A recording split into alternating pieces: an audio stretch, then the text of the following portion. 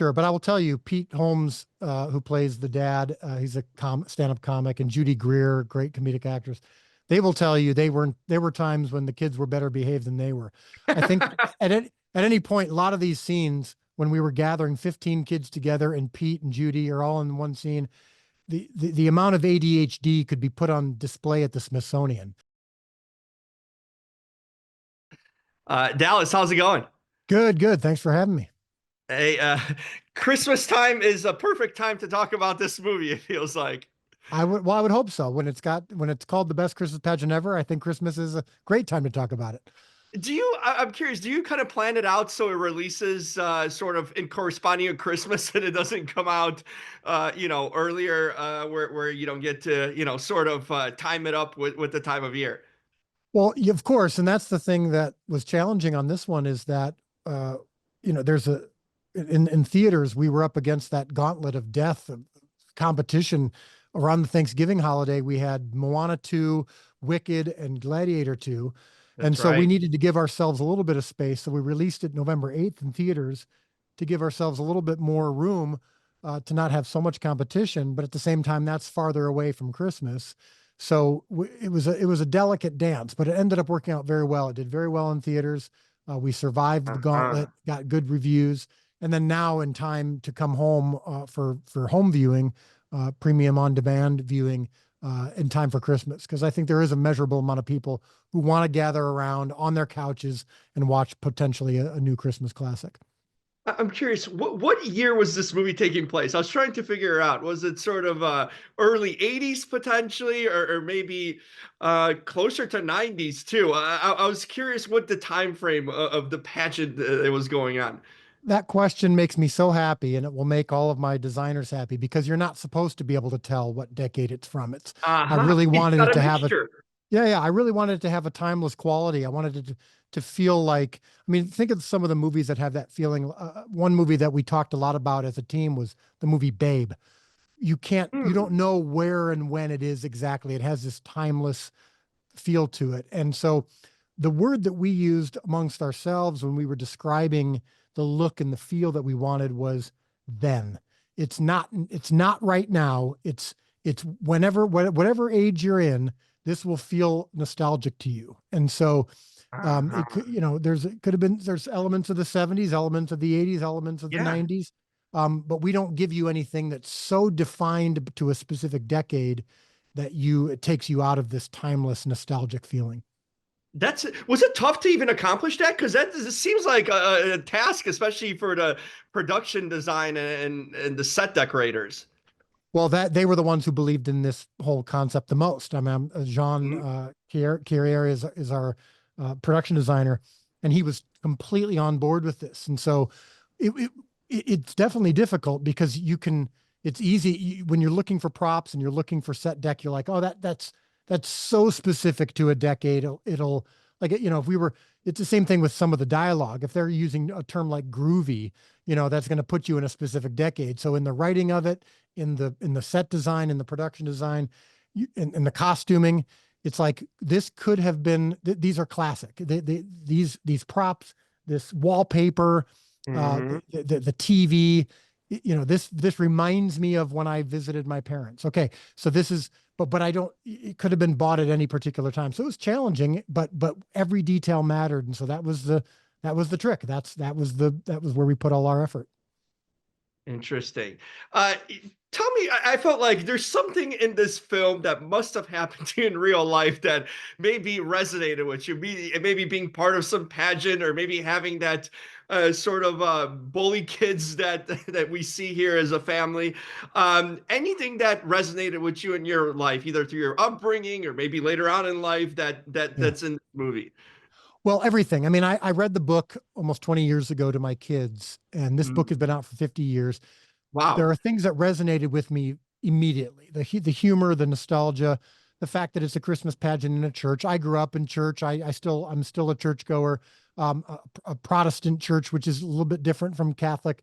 So all that stuff, the Christmas pageant stuff, I grew up on that, of course. Um, and yes, I think everyone has that family or kid that's in your class at school that when you're a kid, you just go, oh, I hate that kid. They're mean, or they're weird. They're clearly Yeah. on the wrong side of the tracks. And then you get older and you go, oh, there's reasons for that. You start to feel a little bit more empathy. So this movie tries to capture all of that. That there's this the church world, the school world, the bullying, the humor that comes from seeing things through a childlike perspective. All of that resonated with me as a parent of kids Mhm. now, but also as someone who grew up experiencing this kind of stuff and experiencing Christmas. And I think that, I mean, I've heard from just almost everybody who's seen the movie who's like, I remember that car. I remember that kid in school. I remember that. Even if you're not a churchgoer, almost everyone's been to church around Christmas at some point in time, and they remember the awkwardness of the little pageant that the church puts on. But then sometimes, just every now and then, we use the term heaven meets earth. There's this beautiful moment of transcendence where the Christmas story washes over even the most challenged people. And everyone in this movie learns something from each other and from this great story, this Christmas pageant that the Nativity is trying to capture. So I think there's lots of it, for not only me but for everybody.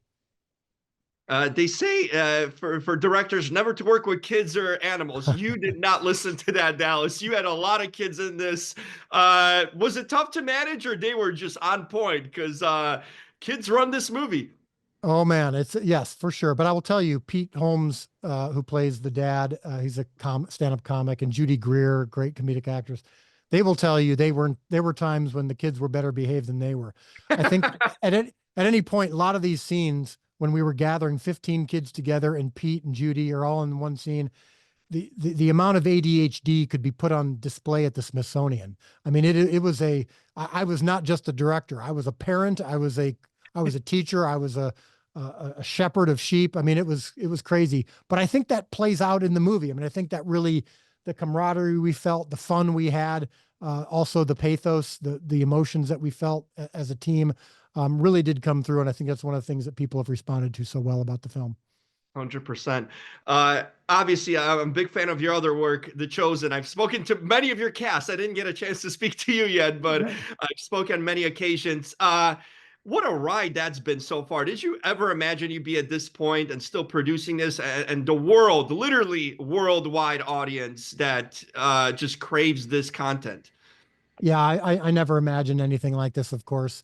I don't think you ever can. I mean, something like Yeah. this comes along once in a generation, and making a project that's watchable is very difficult. Making one that's good is even more difficult, and then making one that kind of breaks down barriers around the world regardless of your faith background or lack thereof, regardless of your country, your ethnicity, whatever it seems to be resonating, that's almost impossible to achieve. And I'd like to say, I always like to say, I personally haven't achieved it. I'm just following. I'm watching as this thing takes off. It's been really an incredible ride. Do you still have like content and ideas for many more seasons? Well, right now, I mean, I'm literally right just before our conversation started, I was having my conversation with my co-writers about a script problem we need to solve for season six. Mm. So season six is being written right now. Season five comes out next year, Hmm. late March in theaters, streaming shortly thereafter. And we're also developing some ideas for other stories. With the story of Joseph, the story of Moses. The train has left the station and has not stopped moving. So we're fortunate to be part of it. Yeah, keeping busy and being creative. That's awesome. I'm sure people will be really happy to hear that. And finally, Christmas time. We're a few days away from Christmas. What are some of your favorite Christmas things to do? Do you have a thing with your family you like to do? Certain maybe traditions or things that you do every year? Yeah. Well, without exception, we watch It's a Wonderful Life every Christmas Eve. Nice. So I've done that every year since I was a kid. My kids do it with me now, my extended family. Now, The Best Christmas Pageant Ever, the book was part of our tradition too. I would read it to our Wow. kids every year. And the joke became we'd get to the final chapter and I would cry so much, and my wife Amanda would cry so much, the kids would have to take the book from us and read it themselves out loud because we couldn't get through it. Well, now we get a chance to do that and watch the movie. So that'll be a new part of our tradition as well. And hopefully a new part of others' traditions. But It's a Wonderful Life will remain the staple forever. There you go. Wow, what a full circle moment from book to screen, and you're part of it. So Yeah. things like have been lining up for you in life. It seems like your fate's carrying it through. Yeah, for sure. It's been very, it's been a calling fulfilled, a dream come true, however you want to put it. So it's been wonderful. So it's great to talk to you about it. Thank you for bringing the great content to the world. That you've been doing it for a while, and it seems that there's always a good message in what you bring. So keep on doing the good work and enjoy that holiday time. And I know you'll be back to work really soon, I'm sure, after. Absolutely. Thanks so much. We'll talk about it again sometime. Absolutely. Thank you for taking the time to speak to me, Dallas. Really, it's a thrill. I've been wanting to talk to you. Spoken, like I said, spoken to a lot of your cast, but finally to the man himself. Yeah, great to talk to you as well. We'll do it again soon. Sounds good. Happy Yep. holidays. Yep. Bye bye. Thank you. Bye bye.